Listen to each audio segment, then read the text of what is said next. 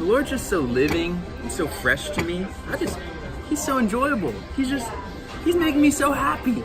Oh my gosh, I love the Lord so much.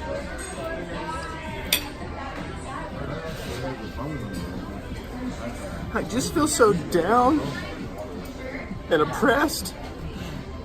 I think he's done with me. I think he's done with me. Sorry. Okay, but seriously, we need to be delivered from living a life according to our feelings. In this book, Law of Revival, in Law of Revival, we learned that living a life according to our feelings is the condition of actually most of us. We enjoy the Lord in our subjective experience, and we go through this path of highs and lows, kind of like an ocean wave, fluctuating all the time. One day we're really happy, the next we're really sad. We might even feel like the Lord's done with us. We've lost our sense of enjoyment of Him.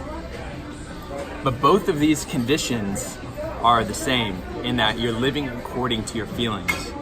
And in Song of Songs, the seeker, in her cycles that she goes through, in her first cycle, she's in this stage of living according to her feelings. And it's rather shallow. She begins to describe these wonderful feelings she has for the Lord as her beloved, as, you know, his fragrance, his name is like ointment, and all these different things that sound wonderful. But then she starts talking about how she's veiled and she's asking where his flock is, and she eventually ends up going to her room and leaves him. So it's a rather immature experience.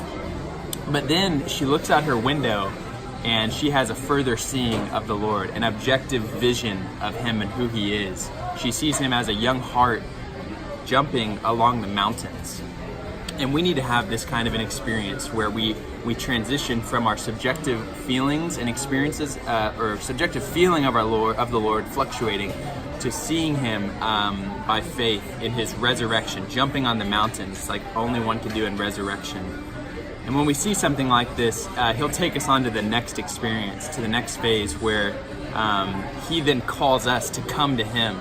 It's no longer just about feeling good about Him, but He actually calls us into His move, and we begin to live a life according to faith, according to what we've seen objectively of the Lord. And that'll save us from this life of fluctuating according to our feelings. Hope you guys are all having a good break. I've been enjoying all the videos so far, and I'm looking forward to the rest.